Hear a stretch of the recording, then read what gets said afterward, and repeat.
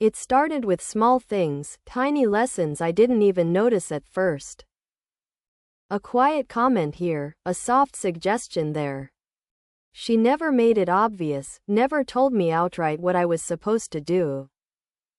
But I learned quickly. She was good at that, at teaching without speaking. At leading with an ease that made everything seem natural. I was 16 the first time she taught me how to lie like family.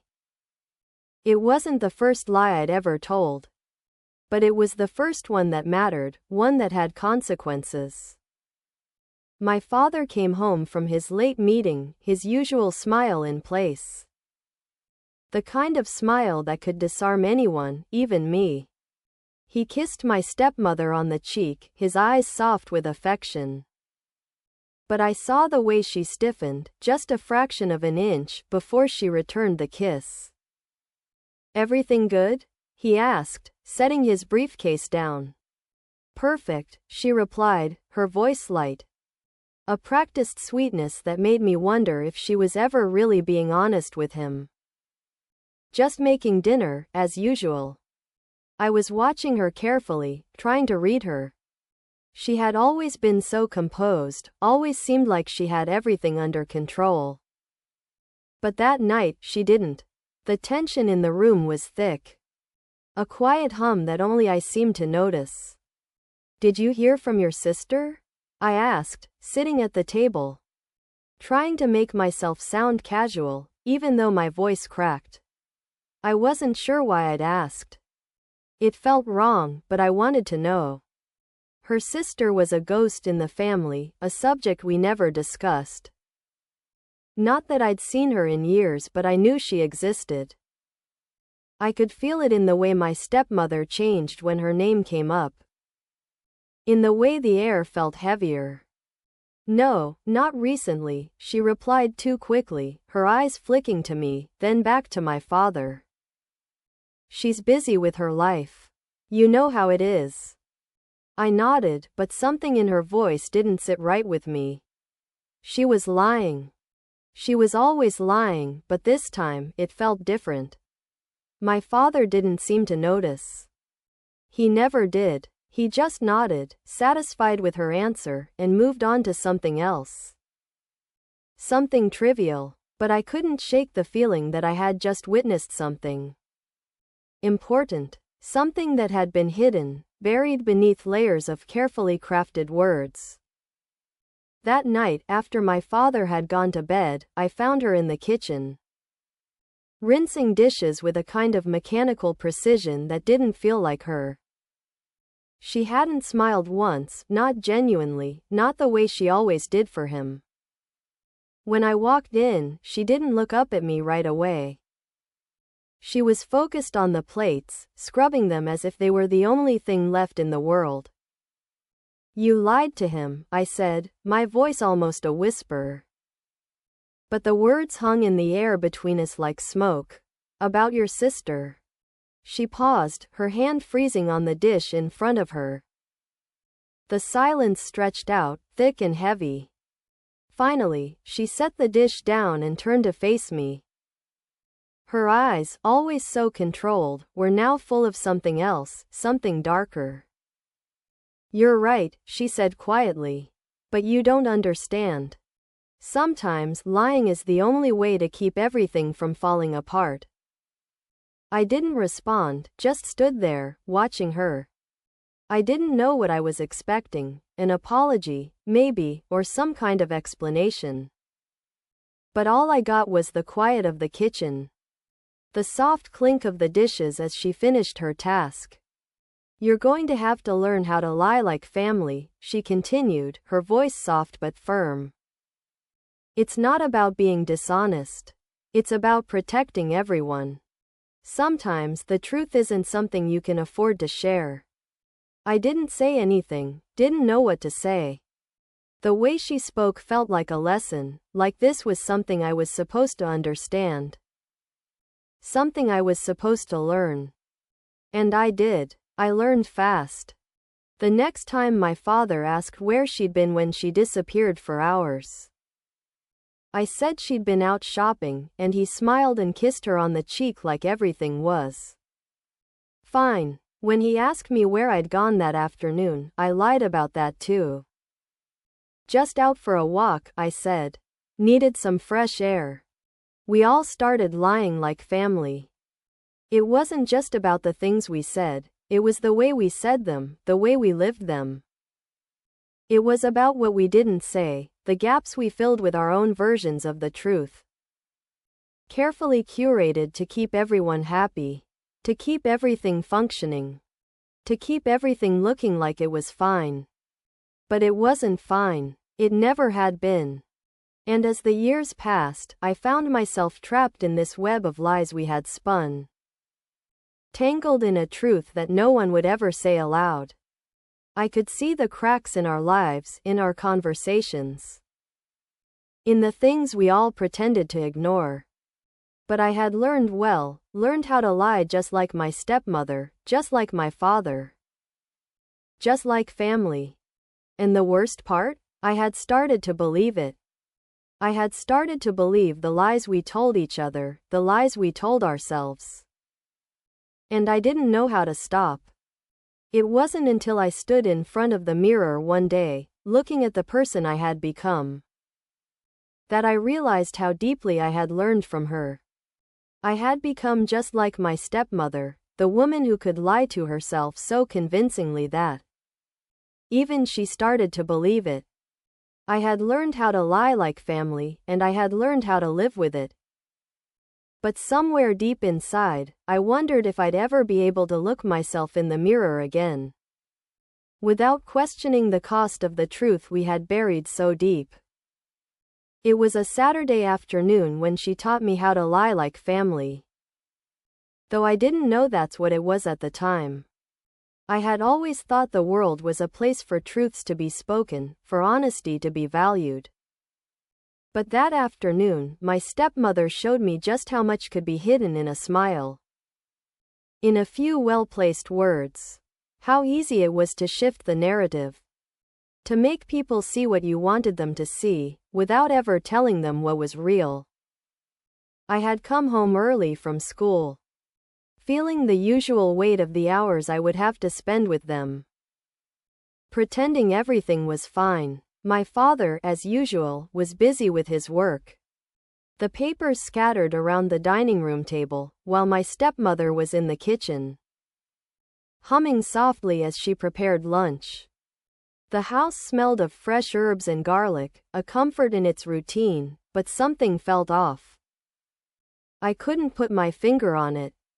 My father walked into the kitchen, his usual tired smile on his face as he greeted her. There was a tension in the way she turned to face him, but it was brief, quickly masked by a smile. "Did you get the papers I asked for?" he asked, leaning against the counter. "Yes, darling," she replied, her tone smooth, effortless. "They're right there, on the table." I stood by the doorway, watching the exchange, feeling like an outsider in my own home.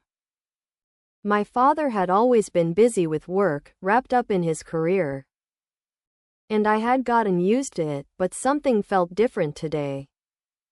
She was being too perfect, too careful. It was as if she was playing a role I hadn't realized she had been rehearsing for so long. Then, as if sensing my gaze, she turned to me and smiled, but it was strained, too wide. "Oh, sweetheart, I'm so glad you're home early," she said, her voice a little too sweet. "Why don't you sit down and tell your father about your day?" I nodded, though I felt a knot form in my stomach. Something was wrong, but I didn't know how to ask. I wasn't sure I even wanted to know the answer. As I sat down at the table, my father continued sorting through his papers, his focus entirely on the work in front of him. My stepmother's eyes flicked between us, calculating, careful. She had that look in her eyes, the look I now recognize as a kind of practiced nonchalance. The kind that made you believe everything was fine when it wasn't. "You're looking a little pale, darling," she said suddenly, her tone shifting, now laced with concern. Are you feeling all right? You didn't say anything about being sick this morning. I hadn't felt sick at all, but her tone was gentle, insistent.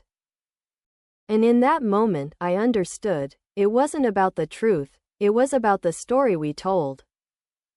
The story she was trying to construct, the one that made everything seem normal. I'm fine, I said, almost too quickly, a reflex. I hadn't even thought about it until she spoke. Just tired. She nodded, but her smile lingered longer than it should have. Well, we'll make sure you rest tonight. A nice dinner and an early bedtime. You'll feel much better. I wasn't sure if she was talking to me or to herself.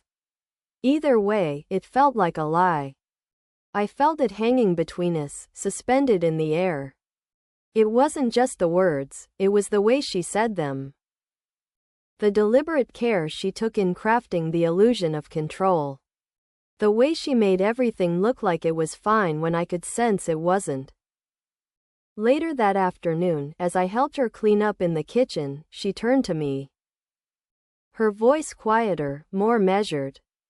Do you remember when your father's brother came over last month? She asked, her hands working the dish soap into the sink. I nodded. I remembered. It had been a rare visit from my uncle, who lived in another state.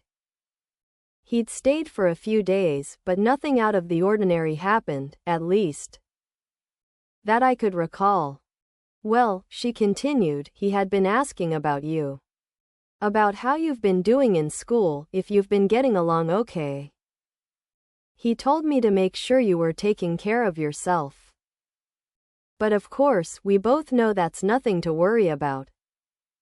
I wasn't sure what she meant by that. Yeah, I said, more out of instinct than comprehension. I'm fine. He's just worried, I guess. Exactly, she said, her eyes narrowing slightly, as if she was trying to read my expression. Then, with a casual smile, she added, but your uncle wouldn't be the only one asking questions. Wouldn't want anyone to worry about you, would we? I didn't understand what she was implying at first. Then, it hit me. She was telling me how to lie. How to create a story that fit the narrative. One that kept the facade intact.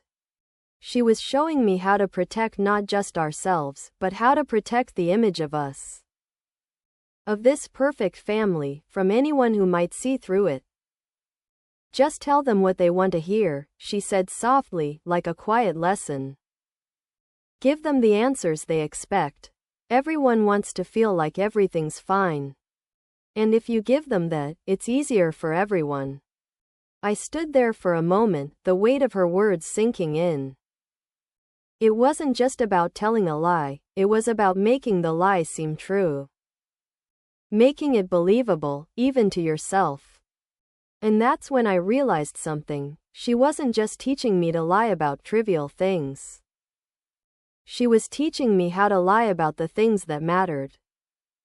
How to lie to my father, to her, to myself. How to protect the family we had built on secrets and fabrications. It was the first time I truly understood what she had been doing all these years.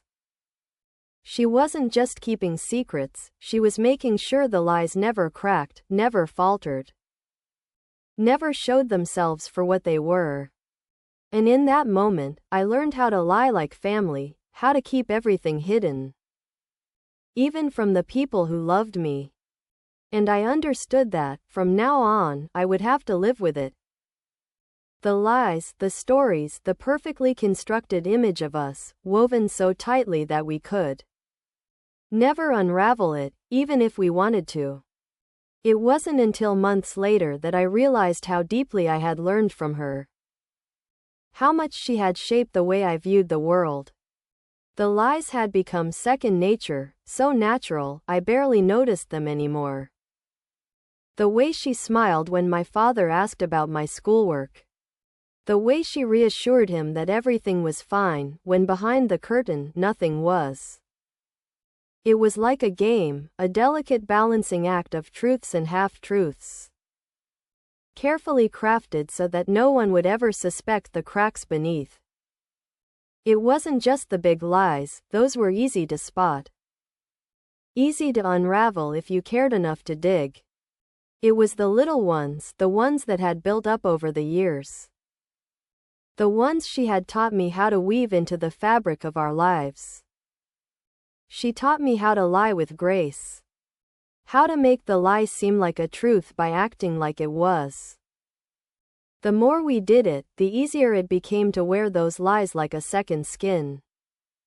It started innocently enough. "How's school?" my father would ask, and without a second thought, I'd say, "It's going well. Everything's fine." I said the words so naturally, I almost believed them. And that was the key, believing it. As long as I could convince myself, I could convince him. I could convince anyone. My stepmother had shown me the power of silence, the power of omission. The stories we left untold were just as powerful as the ones we told. She had taught me how to read between the lines, how to see the unsaid, and how to keep those silences filled with just the right amount of nothing. The first time I saw her put this into action was when my father brought up his old friend. The one who had once been close to the family but had fallen out of touch. He had reached out, apparently, and wanted to meet up for dinner. My stepmother's face had gone pale, her lips pressing together into a thin line. But she had smiled, the same fake smile I had seen her wear 1,000 times before. And nodded. "Of course," she had said. "That sounds lovely. We'll make it work." Later, I had heard snippets of a conversation, too quiet to make out, but loud enough to know something wasn't right. When I asked her about it later, she just smiled and patted my hand, as if nothing had happened. "Oh, it's nothing," she had said. "Just a little misunderstanding. We all have those, don't we?" I had nodded, but something had felt off. The way she dismissed it, the way she had acted as if nothing was wrong, made me uneasy. It wasn't until much later, when I overheard her talking to my father, that I understood what had been hidden. The old friend wasn't just a friend, he had been someone she had known long before my father. Someone she had been close to in ways I could never have imagined. And I realized then how much of their past had been carefully hidden from me. How much of it was off limits, wrapped in the kind of secrecy that could only be protected by a lie. But I had learned how to bury the truth deep. How to lock it away and pretend it didn't exist. Just like my stepmother had. She never confronted the past, she just moved on from it, building a life on half-truths. On things that weren't spoken aloud. I had begun to do the same. I had started to lie like her, to protect myself from what I couldn't control. To protect the image of us as a family that I knew my father would cling to no matter what. And that's when I realized something important, I had become her. I had learned how to lie so effortlessly, so naturally, that it no longer felt like lying. It felt like living. And the worst part was that I had come to believe it. I believed that in order to survive in this house, in this family, I had to protect the lies. Just as she had. There was one day, a few weeks after that conversation, when my father asked about my stepmother's sister. I froze, my mind instantly flashing back to that photograph I had seen months ago. To the truth that had been burned away. My stepmother, sensing my hesitation, smiled and quickly answered, "Oh, she's fine. She's just busy, as usual." But her smile faltered for a fraction of a second. Just enough for me to see the unease behind her eyes. I nodded and went on with my day, but something inside me broke. For the first time, I felt the weight of the lies I had been carrying. The lies that had been taught to me. The lies I had learned to protect without ever questioning them. And I realized then that I was no longer sure where the truth ended and the lie began. I had become a part of the family's story, a story of half-truths and perfect facades. I had learned how to lie like them, how to protect the illusion of happiness, of normalcy. But in doing so, I had lost something. The realness of who I was, the honesty I had once held, had slipped away, replaced by the comfort of silence. And in the silence, I began to understand, in a family like ours, there was only one rule. Keep the lie alive, and no one has to know the truth. I wasn't sure anymore if I wanted to live in that world. But the problem was, I didn't know how to live outside of it. It wasn't until one evening, months after that day in the kitchen, that I understood just how deep the lie had seeped into my veins. My father had gone out for a rare evening with friends, something he rarely did anymore. Always caught up in work or family matters, and my stepmother and I were left alone in the house. The air felt heavier than usual, and I couldn't shake the feeling that we were standing on the edge of something I couldn't pull back from. She was in the living room, perched on the edge of the couch, her fingers absent-mindedly flipping through a magazine. The walls were still, too still, and for the first time, I felt the weight of the years I had spent pretending, the years she had spent pretending. Pretending that everything was fine. But nothing was fine. The truth, the one she had so carefully concealed from my father, and from me, was buried beneath the surface, waiting to break through. I didn't know why, but that night, I found myself walking toward her. My feet almost moving on their own, driven by something that I had ignored for so long. When I reached the doorway, I paused, watching her for a moment. She didn't notice me at first, lost in the glossy pages of her magazine. But I knew she could feel me there, watching her. "I know," I said, my voice cutting through the silence. The words felt like a confession, like a door had been opened that I couldn't shut again. She looked up at me, her face going pale, the magazine slowly falling from her hands. She didn't say anything at first, just stared at me, her lips pressed tight. "Know what?" she asked, her voice too steady, too calm. She was good at this, at masking the cracks, at pretending she wasn't already unraveling. "About your sister," I said, the words slipping out before I could stop them. "About the photograph. About everything." Her eyes flickered, a quick flash of fear, and for the first time in months, I saw something in her I hadn't recognized, vulnerability. "You shouldn't know that," she said, her voice almost pleading. "You weren't supposed to find out. I was trying to protect you." "Protect me from what?" I asked, my voice rising. "Protect me from the truth?" Her face tightened, and for a moment, I saw the mask crack completely. The woman who had spent so long controlling everything, making sure nothing slipped, was finally breaking under the weight of the secrets. "From him," she said, her voice low, almost a whisper. "I was trying to protect him." I didn't understand at first. The words didn't make sense. "Protect him from what?" I repeated, my chest tightening with confusion. "With something darker that I couldn't quite place." "I couldn't let him know," she said, her hands trembling as she gripped the fabric of the couch. "He wouldn't have been able to handle it. He would have left. And I couldn't lose him. Not after everything." I stared at her, the weight of her words sinking in slowly. She wasn't talking about the photograph. She was talking about more than that, about her past.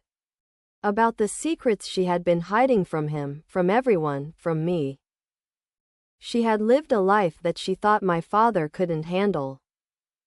And she had kept it locked away, buried under layers of lies. But it wasn't just the past that was broken, it was the present too. The image of our family, of everything we had been pretending to be, was just that, a lie. It was all a carefully constructed facade.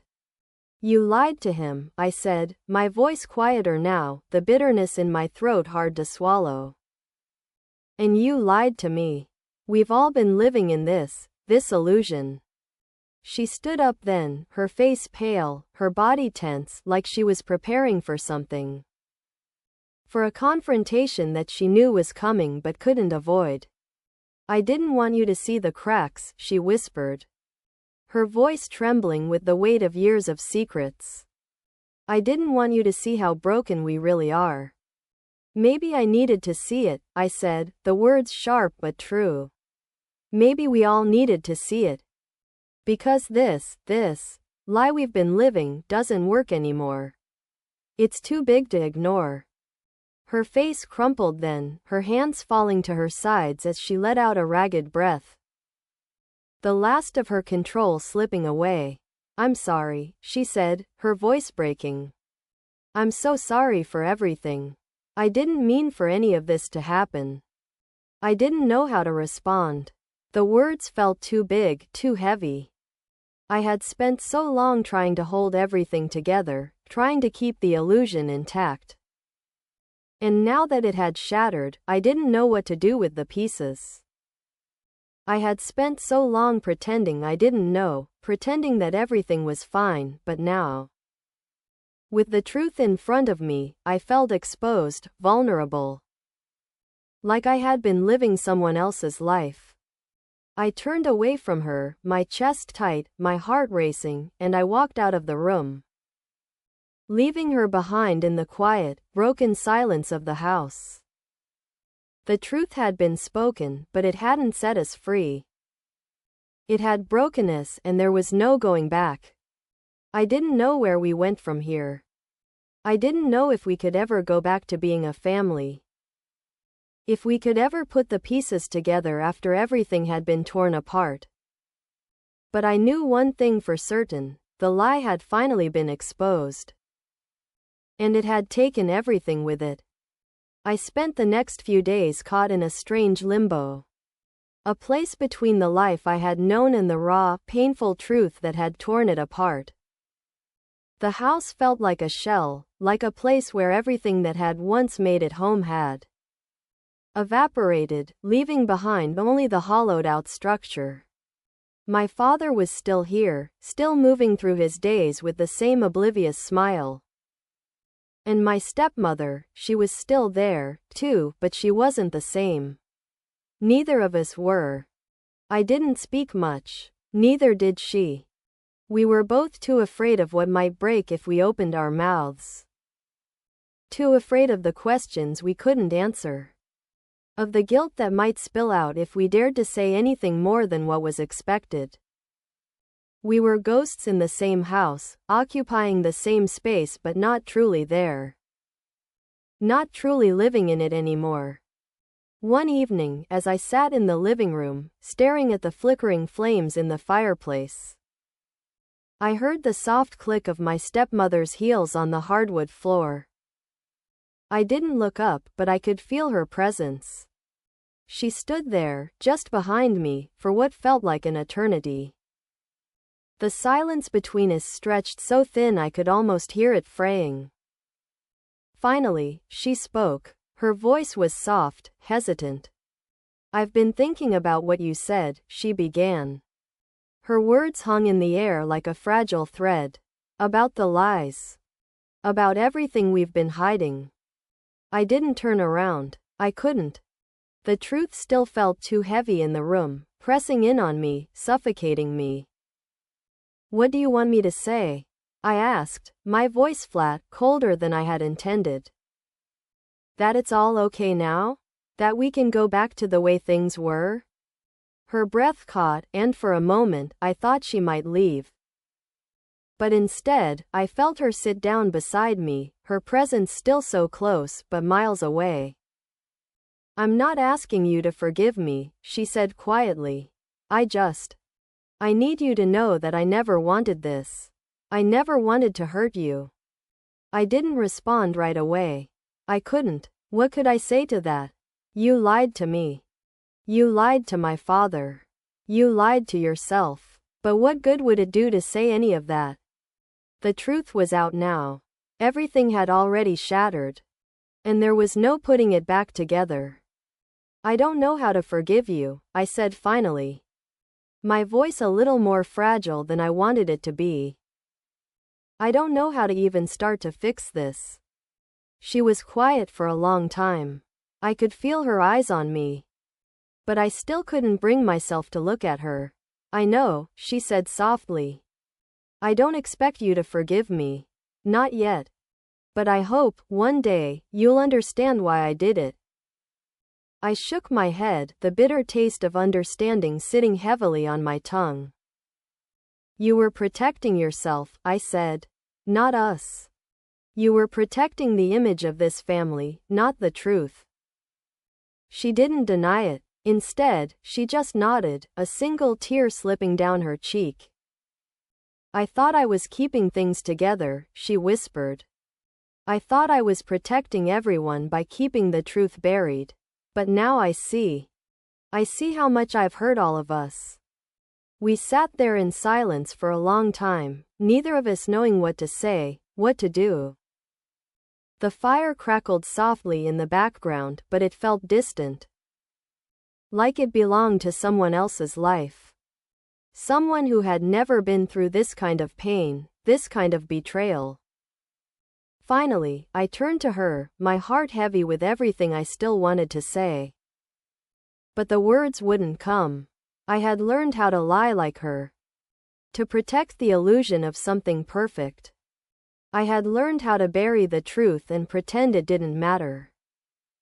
And now, as I looked at her, I realized that the lies we told had built walls so high that I didn't know if we could ever break them down.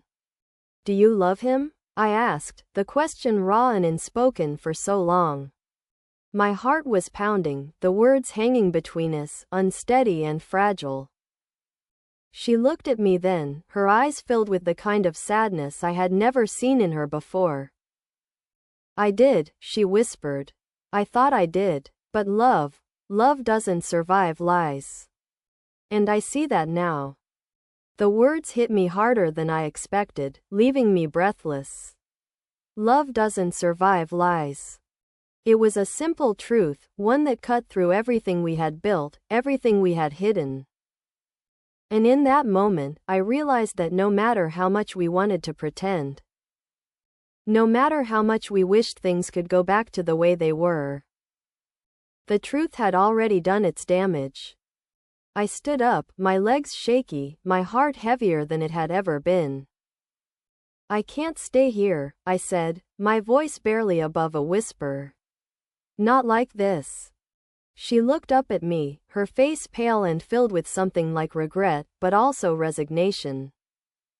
I understand, she said quietly. I walked away without looking back, leaving her sitting there in the silence of the living room. The weight of everything we hadn't said hanging in the air between us. I didn't know where I was going. I didn't know what I was supposed to do next. But I couldn't stay in that house, not when the truth had already cracked everything wide open. As I walked out the door, the cool night air hit my face, and I felt something shift inside me. For the first time in weeks, I could breathe.